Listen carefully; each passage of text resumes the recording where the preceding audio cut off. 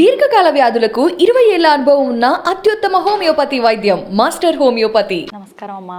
నమస్తే అమ్మా. అమ్మా, రెగ్యులర్గా నేను ఒక క్వశ్చన్ సందేహం అడగడం, మీరు ఆన్సర్ చెప్పడం అట్లా అయిపోతుంది. ఈరోజు నేనేమనుకుంటున్నా అంటే, మీలాంటి పెద్దవాళ్ళు నిత్యం అసలు ఏం పనులు చేస్తూ ఉంటారు, మీ లైఫ్ స్టైల్ ఎలా ఉంటుందో తెలుసుకుంటే మాలాంటి వాళ్ళకు ఉపయోగపడుతుందని నేను అనుకుంటున్నామా. అందుకే మీ గురించి తెలుసుకోవాలనుకుంటున్నామా మా కోసం. ఏం కావాలి మీకు? అసలు మీరు నిత్యం అంటే లేవటం దగ్గర నుంచి దినచర్య అన్నదమ్మా సందర్భాన్ని బట్టి మారుతుంది. చదువుకునే రోజుల్లో ఒకలా ఉంటుంది, బాధ్యతలు లేవుగా. అవును. అందులోనూ పరీక్షల రోజుల్లో వేరేలా ఉంటుంది, సెలవుల్లో వేరేలాగా ఉంటుంది, పెళ్ళయి పిల్లలు బాధ్యత వచ్చినప్పుడు వేరేలాగా ఉంటుంది, బాధ్యతలు తీరాక వేరేలాగా ఉంటుంది. అంతే కదా. అంతే. ఇప్పుడు నాకు పెద్ద బాధ్యతలు లేవు గనక ఇంకా దీంట్లో పెద్ద మార్పు ఉంటుందని నేను అనుకోను. ఇంకా మారడానికి అవకాశం కూడా లేదు. అది ఇప్పుడున్న దినచర్య అంటే 4:30 ఆ ప్రాంతాల్లో వేస్తానమ్మా. ఓకే. అంతకుముందు చేయలేదు ఆ పని. ఎందుకంటే చంటి పిల్లలు, ఇంట్లో చూసుకోవాల్సిన వాళ్ళు, రాయాల్సినవి, చదవాల్సినవి, రేపు కాలేజీలో సబ్మిట్ చేయాల్సినవి, ఇలాంటివి చాలా ఉండేవి. అవన్నీ రాత్రి 1 గంట దాకా చూసుకున్నాక 4:30కి లేవడం అన్నది ఇక మళ్ళీ వెళ్ళి క్లాస్లో పాఠం చెప్పే బదులు ఆవలించాల్సి ఉంటుంది. అందువల్ల ఇప్పుడు అలాంటివి ఏమీ లేవు గనక 4:30కి లేస్తాను. ఓకే. 5 గంటలకల్లా నాకు ఆన్లైన్ క్లాస్ మొదలవుతుందమ్మా. నేనేం చెప్పను, వింటాను. ఎందుకంటే సాయంకాలం నేను నేర్పించినటువంటి లలితా సహస్రనామం ఏదైతే ఉందో, లలితా రహస్యనామ సహస్రం, దాన్ని అందరూ అదొక ఫ్యాషన్గా, ఒక మోజుగా, ఒక స్టైల్గా మేము కూడా లలిత చేస్తున్నామని చెప్పడం కోసం చదువుతున్నారు. కానీ కనీసం ఒక 25-30 సార్లు ఒక పారాయణలో అమ్మవారిని తిడతారు, పొరపాట్లు చదువు. కొన్ని తప్పులు పర్వాలేదు, కానీ కొన్ని తప్పులు అయితే భయంకరమైన దోషాలు ఉన్నాయి.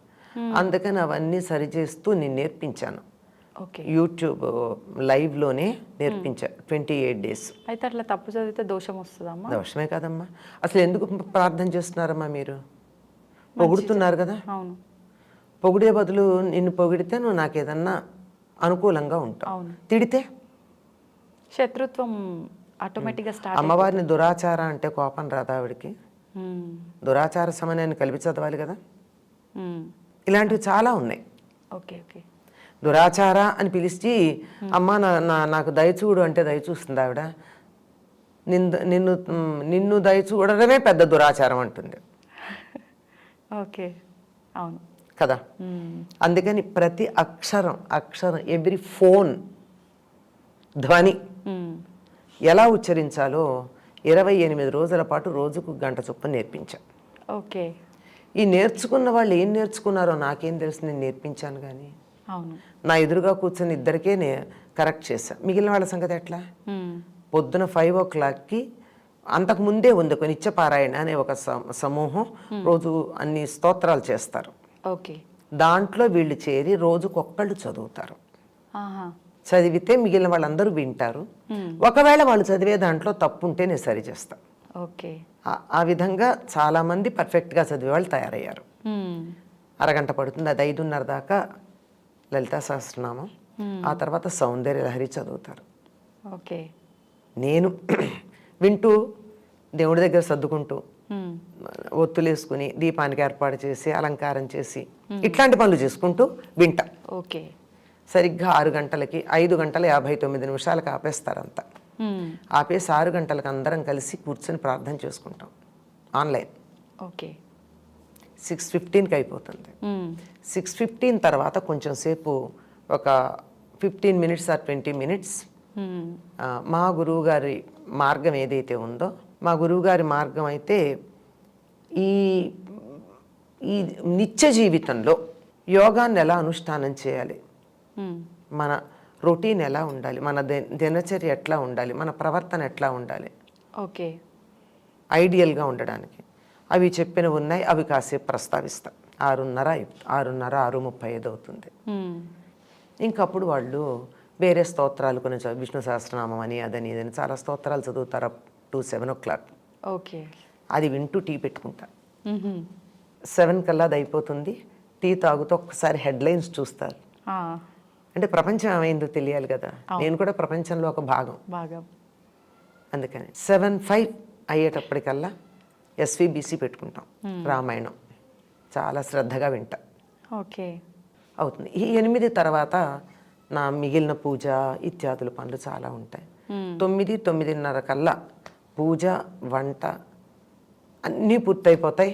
బయటికి ఏదన్నా వెళ్ళాలంటే 9:30కు భోజనం చేసేస్తా, లేదంటే కొంచెం సేపు ఆగి ఈ కాసేపట్లో నా మొక్కలను ఒకసారి పలకరించుకుని దానికి ఏమన్నా సంస్కరించాల్సి ఉంటే సంస్కరించి వాటికి సేవ చేయాల్సింది ఏమన్నా ఉంటే చేసుకుని 10-10:30 లోపల నాకు భోజనం. అంటే కొంచెం వేరియేషన్ ఇక్కడే నాకు. బయటికి వెళ్ళాలా ఇంట్లో ఉంటానా దాన్ని బట్టి 10:30 కల్లా నా పని అయిపోతుంది. 10:30 నుంచి 4 గంటల దాకా ఫ్రీ. అంటే బయట చదువుకోవడం రాయడం, నేను ఆర్టికల్స్ రాసుకుంటాను కదా, అవి రాసుకోవడం కానీ మాట్లాడడం కానీ లేదా వేరే పనులు ఎన్నో చాలా ఉంటాయి కదా, ఇవన్నీ చేసుకుని 4:30 కల్లా మళ్ళీ నేను జూమ్లో కూర్చుంటాను, రామాయణం చెప్తా. 4:30 నుంచి 5:15 కదా, 40 నిమిషాలు ఫ్రీ జూమ్. నేనేం పే చేయలేదు, ఫ్రీ జూమే వాడుకుంటా. ఓకే. 40 నిమిషాలే కదా. 4:30 to 5:10. ఎప్పుడన్నా మళ్ళీ రీజాయిన్ అయ్యి ఇంకో 10 నిమిషాలు అంతే అయిపోయి మళ్ళీ కాస్త టీ తాగి 6 to 6:15 మా ప్రేయర్. ఓకే. అయ్యాక 6:30కి మళ్ళీ కూర్చుని కొంతకాలం సౌందర్యలహరి చెప్పాను, కొంతకాలం లలితా సహస్రనామం నేర్పించాను. ప్రస్తుతం కొంచెం ఇర్రెగ్యులర్గా ఉంది, ఎందుకంటే మా ఇల్లు ఇబ్బంది 4 రోడ్ల కూడల్లో ఉంటుంది, కార్నర్లో. ఈ ఊరేగింపులు అవి మాకు చాలా డిస్టర్బెన్స్, అస్సలు అవ్వట్లేదు నా పని. ఇక మళ్ళీ మొదలు పెట్టుకుని ఇంకా అయిపోయింది కదా, మళ్ళీ మొదలు పెట్టేస్తాను 6:30 కల్లా జూమ్లోనే. ఎంతమంది ఉంటారమ్మా? యాక్చువల్గా రామాయణానికి జాయిన్ అయిన వాళ్ళు 80 మంది, కానీ వాళ్ళు కొంతమంది విదేశాలకు వెళ్ళిపోయారు ఆఫ్టర్ కరోనా తర్వాత కొన్ని రకాలు, తర్వాత జాబ్స్లో జాయిన్ అయిన వాళ్ళు ఉన్నారు. వాళ్ళకి మాత్రం నేను ఒక గ్రూప్ క్రియేట్ చేసి నేను ఇక్కడ వీడియోలో చెప్పేది నా ఫోన్లో ఆడియో చేస్తా, రికార్డెడ్ అమ్మా, ఆడియో రికార్డ్. ఓకే. అందరూ వింటారు. వాళ్ళు ఎక్కడున్నా ఆడియో వినొచ్చు కదా. అవును. లేదా తర్వాత అయినా వినొచ్చు. అవును. జూమ్ అయితే మనకి డైరెక్ట్గా వినడమే వీలవుతుంది. ఈ 6:30 దానికి అవేం చేయను, ఇది ఒక్కటే వాళ్ళకి మేము ఒక ఆఫీసులకి ఇబ్బందిగా ఉంది, అప్పుడు కరోనా టైంలో మాకు ఇబ్బంది లేదు కనుక విన్నాము, ఇప్పుడు మాకు ఎట్లా మాకు రామాయణం మీద మమకారం పోలేదు అంటే అది మందరం చెప్తాను, వాసుదాస్ గారిది, అదెవరు పెద్దగా చెప్పింది కాదు. వాల్మీకి రామాయణానికి యథాతథమైనటువంటి అనువాదం, పద్యాల్లో చాలా అందంగా అనువాదం చేసి మనకి ఎక్కడన్నా అనుమానాలు ఉంటాయన్న వ్యాఖ్యానం కూడా చేశారు ఆయన. మంచేత అది ఈ 6:30 to 7:30 ఒకదాని తర్వాత ఒకటి రకరకాల క్లాసులు తీసుకుంటూ ఉంటా.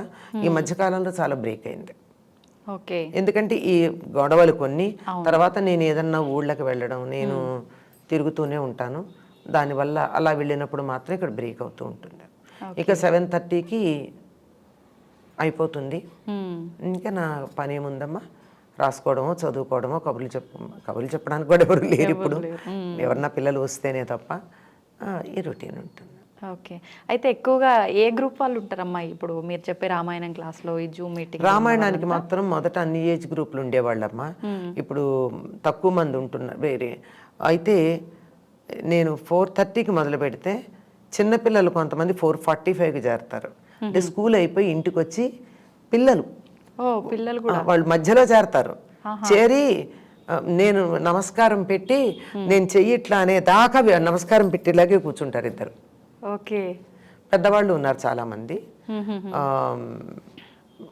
ఈ నేను వాట్సాప్ గ్రూప్లో పంపించే వాళ్ళందరూ 30 to 50 ఏజ్ మధ్య వాళ్ళు.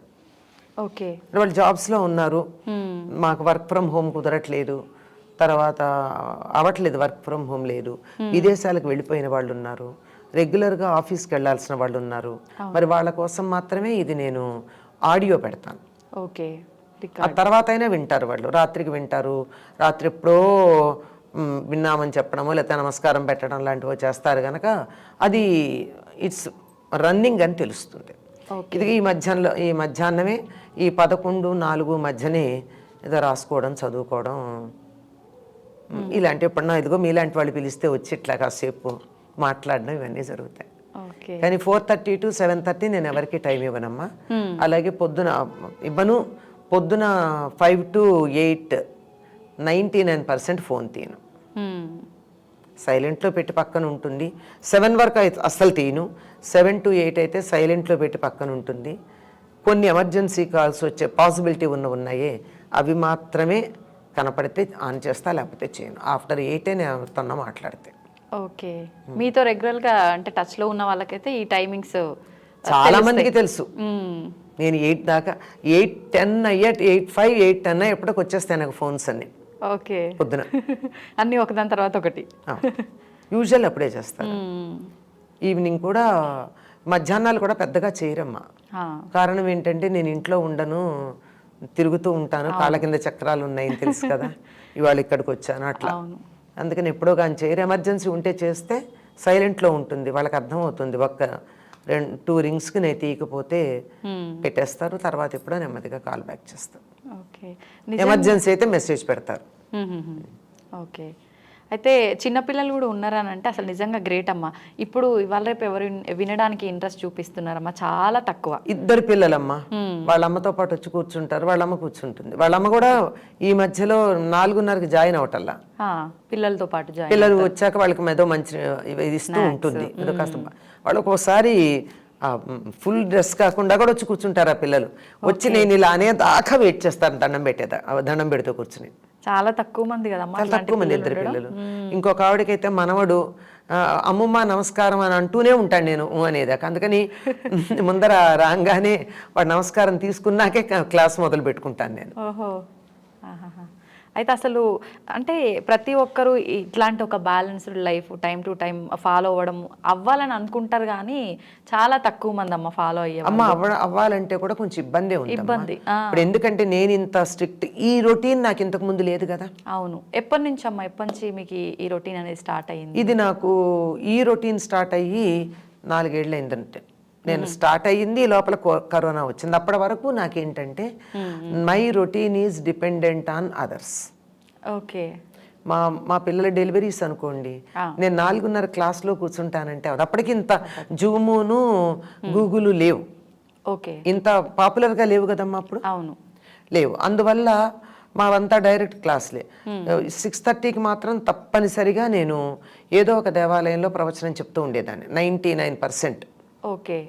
ఇక మిగిలిన టైం అయితే ఇవి డెలివరీస్ అయినప్పుడు కానీ, బాలింతలను అటెండ్ అయ్యేటప్పుడు కానీ, ఇంట్లో వాళ్ళకు ఒంట్లో బాగుండినప్పుడు కానీ నేను ఈ రొటీన్ ఫాలో అవుతానని వాళ్ళని ఇబ్బంది పెట్టలేను కదమ్మా. అవును. మామూలుగా 10ంటికి ఉండే కాలేజ్ ఎగ్జామినేషన్స్ టైంలో 8:30కి మేము అక్కడ రిపోర్ట్ 8కే ఉండాలి నేను ఇన్ఛార్జిగా ఉన్నప్పుడు. 8 కల్లా కాలేజీలో ఉండాలంటే నేను స్ట్రిక్ట్గా ఇదే చూస్తాను ఇదే చేస్తానంటే కుదరదు కదా. అవును. This is all flexible. Okay. పైగా ఈ వర్కింగ్, ఇంట్లో పిల్లలు, వాళ్ళని అటెండ్ అవ్వాలి, పేషెంట్స్ని అటెండ్ అవ్వాలి అని అన్నప్పుడు ఈ టైం చేస్తాను ఉండదు గనక అందరి పనులు అయ్యాక రాత్రి 9:30 10కి నేను రాసుకోవడం మొదలు పెడితే నేను మ్యాగజైన్స్కి కాలమ్స్, కొన్ని మ్యాగజైన్స్లో నా ఉన్నాయి నా కాలమ్స్. ఓకే. వాటికి వారం కొన్ని నెలలు కొన్ని వారాలకి పంపించాల్సి ఉన్నాయి. వాళ్ళు నా కోసం ఎదురు చూడడం అన్నది ఇట్స్ నాట్ మై డిసిప్లిన్. అందుకని 9 గంటలకో 10ంటికో రాయడం మొదలు పెడితే అందరూ పడుకున్నాక 1 గంట 2 3 కూడా అవుతుంది. అట్లాంటప్పుడు 4:30కి లేవడం అన్నది జరిగే పని కదా. ఐడియల్ 4:30కి లేవడం. ఆ రోజుల్లో అది నాకు ఆదర్శంగా ఉండేది. ఎప్పటికన్నా నేను 4:30కి లేవగలుగుతానా అని. కానీ 2ంటికి 1 గంటకి 12ంటికి పడుకుని 4:30కి లేవడం అన్నది అవ్వదు. అవదు. అంచేత నాకు నేనే పర్లేదులే అనుకునేదాన్ని. శభాష్ కదా, పర్లేదులే అని నన్ను నేను సముదాయించుకుని 6 గంటలకి ప్రేయర్కి మాత్రం ఎట్టి పరిస్థితులు అందుకుంటా. అది పొద్దున సాయంత్రం అది తప్పదు గనక ఆ టైంకి మాత్రం మిగిలిన అది మనసులో ఉందేమో, మిగిలినవన్నీ దానికి సెట్ అయిపోయినాయి. ఓకే. అంటే మనకు సంకల్పం ఉంటే మిగిలిన దానంతటా ఆటోమేటిక్గా సెట్ అవుతాయి. అది ఒక గమనించండి. ఇది నాకు ప్రధానమని మీరు ఒక విషయం అనుకుంటే మిగిలిన రొటీన్ అంతా దానికి సెట్ అవుతుంది. మనం అనుకోం అంతే. మనకు ఉండాలి ముందా తపన, గట్టి సంకల్పం ఉండాలి. ఆ ఒక్కటి మాత్రమే ఫాలో అయ్యేదాన్ని. మిగిలినవన్నీ ఫ్లెక్సిబుల్.